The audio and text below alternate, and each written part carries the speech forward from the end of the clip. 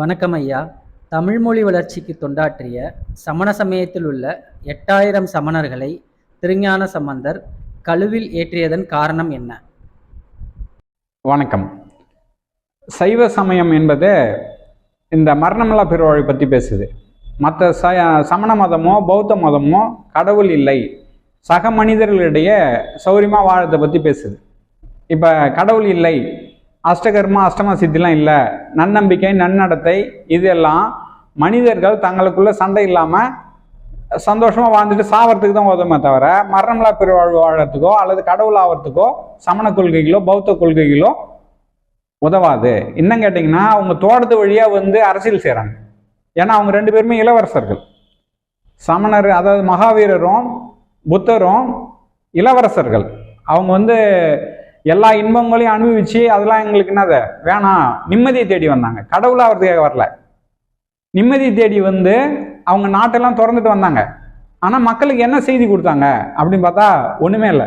மக்கள் சுமூகமாக வாழலாம். இப்போ நன்னம்பிக்கை நன்னடத்தை, 4 பேருக்கு சோறு போடுங்க அப்படின்னா இங்கே எங்கேயாவது அறிவியல் வருதா? நம்ம உடம்பு ஒரு கருவின்றது வருதா?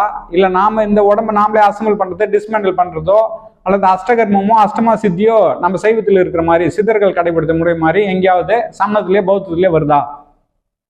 மிஞ்சி போனால் நோய் நீக்கத்தை பேசுவாங்க. நோய் நீக்கம் என்பது சாப்பாட்டாலையும் சில பயிற்சி முறைகளாலும் நோய் நீக்கம். ஆனால் என்னதான் நீங்கள் நோய் நீக்கம் அடைஞ்சாலும் ஒரு நாள் என்னது சாவதான் போறீங்க. அப்போ கடவுள் இல்லை, கடவுள் ஆகிறதுக்கு நம்ம முயற்சி பண்ணல அப்படின்னா வெறும் பிச்சை எடுக்கிற தன்மை மட்டும்தான் அவங்க சொல்லி கொடுத்தாங்க. இது கம்பெனிக்கு எதிரானது. அதனால தான் அவங்கள 8000 பேரை திருஞான சம்பந்தர் விழுப்புரத்துக்கு பக்கத்தில் இருக்கிற எண்ணாயிரன்ற ஊரில் கழுவில் ஏற்றினார். கழுவில் ஏற்றுறதுன்னா அவங்க ஒரு கூரான ஒரு மரம் இருக்கும், அதில் தூக்கி உட்கார வச்சிருவாங்க ஆளை. அந்த குச்சி கொஞ்சம் கொஞ்சமாக உள்ள ஆசன வழி அப்படியே போய் கழுத்துக்கிட்ட அவங்க இறந்துருவாங்க. இதுதான் கழுவில் ஏற்றுதல். அப்போ இது ஒரு கம்பெனி அதிகாரி, இது கம்பெனியாக பார்த்தீங்கன்னா புரியும், சென்டிமெண்ட்டை பார்த்தா புரியாது. ஒரு கம்பெனி இருக்கு, நல்ல பெரிய கம்பெனி இருக்கு, அதுக்கு அகைன்ஸ்டா வேலை செஞ்சவங்கள அந்த கம்பெனி அதிகாரி தண்டிக்கணுமா தண்டிக்க கூடாதா? தண்டிக்கணும் இல்லையா? அதானே கரெக்ட். அப்ப அதே மாதிரி நம்ம உடம்புன்றது ஒரு கருவி. இந்த சைவ கம்பெனியோட சிவபெருமானோட ப்ராடக்ட். இதுதான் சனாதனம்னு சொல்றோம். ஜனங்கள் கடவுளுடைய செல்வம் ப்ராடக்ட். அந்த சனாதன தர்மம் மீறப்படுகிறது. எதனாலனா இந்த சமணத்தாலையும் பௌத்தத்தாலையும். அதான் கடவுள் இல்லை அப்படின்னு சொல்லிட்டு 4 பேருக்கு நல்லவனா வாழு அப்படின்னா சோறு போடுறது, நன்னம்பிக்கை நன்னடத்தை, இதன் மூலமா என்ன பெருசா வாழ்ந்துரும் அப்படின்னா மனிதனுக்குள்ள சண்டை இல்லாம அதுவும் அவன் ஆளுமை பண்ணுவான். எவன் சோறு போடுறானோ, எவன் இந்த கருத்துக்களை சொல்றானோ அவன் ஏதோ பெரிய குருமார் மாதிரியும், மற்றவங்களாம் என்னதுங்க அந்த சோறை வாங்கி சாப்பிட்றவங்க அடிமை மாரியும் இருப்பாங்க. இதுதான் ஆண்டான் அடிமை, இதுதான் கேவலமான செயல். ஆனா சைவம் காட்டுகின்ற பாதை, சைவ சமய வாசியோகம் என்பது, தசகாரிய வாசியோகம் என்பது கடவுள் தன்மை இருந்து அம்மயமாதல். அப்ப நம்ம உடம்பு ஒரு கருவி, இந்த கருவியை நாமளே அசம்பிள் பண்ணுவோம் டிஸ்மேண்டில் பண்ணுவோம் சொல்லி கொடுக்குற ஒரு முறை தான் தசகாரிய வாசியோகம். இதை தான் சிவபெருமான் சொல்லி கொடுத்தார். இது ஒரு கம்பெனி. நாமலாம் நம்ம உடம்பு நாய் பூனை மரம் என்பதெல்லாம் ஒரு ஆர்டிபிஷியல் இன்டெலிஜென்ஸ், அதாவது ஒரு பொம்மை. இந்த பொம்மையை உருவாக்குற கம்பெனி தான் சிவபெருமான் கம்பெனி. இதுக்கு சமணமும் பௌத்தமும் அகைன்ஸ்டா இருக்கு. கடவுள் இல்லை, கம்பெனி இல்லை, இது நம்ம ஜாலியாக இருக்கலாம், ஒருத்தருக்கு உதவி பண்ணி ஜாலியாக இருக்கலாம்னு சொல்கிறது தான் சமணம். அதனால தான் சைவ சமய குறவர்கள் இவங்களாம் கம்பெனி மேனேஜர்ஸ், அதான் அவதார புருஷர்கள். அப்படின்னா என்னன்னா அதர்மம் தலை தூக்கும். அதர்மம்னா எதுனா கடவுள் இல்லை, நான் என் சௌரியத்துக்கு சந்தோஷமா இருப்பேன், மேலேயும் போக மாட்டேன் கீழேயும் போக மாட்டேன் அப்படின்றது தான் அதர்மம். அதை கம்பெனி மேனேஜர்ஸ் இல்லது அவங்களால அமைக்கப்படுகின்ற ஒரு குழுவானது கம்பெனியை மறுபடியும் தர்மத்தை நிலைநாட்டு போகுது. இது ஒரு கம்பெனினா இது நல்லாவே புரியுது. அப்ப நல்லாசிரியர்னா இந்த பிட் அடிக்கிற மாணவர்களை, தவறு செய்கிற மாணவர்களை கண்டிக்க வேண்டும். நல்லா படிக்கிற மாணவங்களுக்கு பாஸ், அதுக்கான இதெல்லாம் கொடுத்து மார்க்லாம் நல்லா போட்டு பாஸ் பண்ணணும். இதுதான் நல்லாசிரியர். அப்ப சைவ சமய குறவர்களாகட்டும் அல்லது ராமர் கிருஷ்ணர் போன்ற தெய்வங்களாகட்டும் எல்லாருமே ஆயுதம் வச்சிருக்கிறாங்க, அவங்கவுங்க வேலையை செய்தாங்க. இங்க கம்பெனி வேலையை பார்க்க வந்தாங்க. அவங்க இது கம்பெனின்னு பார்க்காம சென்டிமெண்ட்ல விழும்போது தான் இந்த சமணமும் பௌத்தமும் மறைமுகமாக அரசியல் செய்கிறது.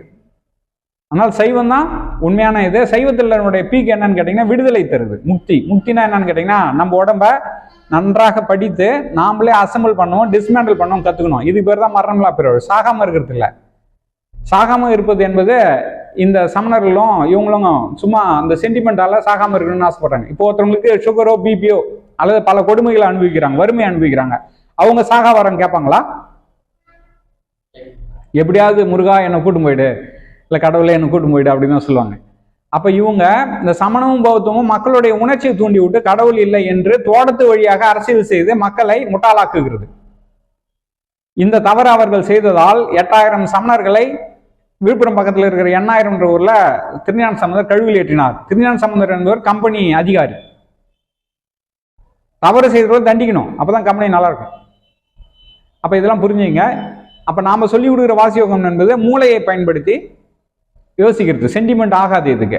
ஆனா இதுவரை வந்த குருமார்கள் சொல்லி கொடுத்தது அல்லது சமணர்களோ பௌத்தர்களோ சொல்லி கொடுத்தது உணர்ச்சிகளை கவனிங்க அப்படின்னு மக்களை உணர்ச்சியை தூண்டி விட்டு அடிமாடாவே வச்சிருக்கிற வேலையை தான் அவங்க செய்தாங்க. ஆனா பார்க்கறதுக்கு கேட்கறதுக்கு நல்லா இருக்கும். ஆனா செயல்முறைன்னு பாத்தீங்கன்னா அது மிக மோசமான அடக்குமுறை. சமணமும் பௌத்தமும் எந்த ஒரு அறிவுமே இல்லாம உணர்ச்சி அடக்கு, மனமற்ற நிலைக்கு போ, உருவமத்திய பாரு, சமாதியாவு, இப்படிலாம் மக்களை முட்டாளாக்குகிறது. பல சமூக பிரச்சனையும் குடும்ப பிரச்சனையும் உண்டாக்குது. அதனால தான் நீங்க ஆன்மீகம் சொன்னா எல்லாருமே சண்டைக்கு வராங்க. ஆனா நீங்க டாக்டர் ஆகுறது, இன்ஜினியர் ஆகிற மாதிரி கடவுள் ஆகுறது, அஷ்டகர்மா அஷ்டமா சித்திக்கலாம் நீங்க படிச்சு வீட்டுல இருந்தே படிச்சு அடைறீங்கன்னா எந்த சமூக பிரச்சனையோ குடும்ப பிரச்சனையோ உடல் பிரச்சனையோ வராது, பிரச்சனைகள் தீரும். இதை தான் சைவ சமய நால்வர் பெருமக்களும் வள்ளலாரும் சொன்னாங்க. இதுக்கு பேர் தான் சாக கல்வி. இதுதான் உண்மையான வாசியோகம். அவங்க சொல்லி கொடுத்தலாம் போலியான வாசியோகம். அது தவறானது, பல குழப்பங்களை ஏற்படுத்தி மக்களை முட்டாளாக்குகின்ற முறை. இதை நான் எல்லாரும் நல்லா புரிஞ்சுக்கணும்னு கேட்டுக்கிறேன். நன்றி, வணக்கம்.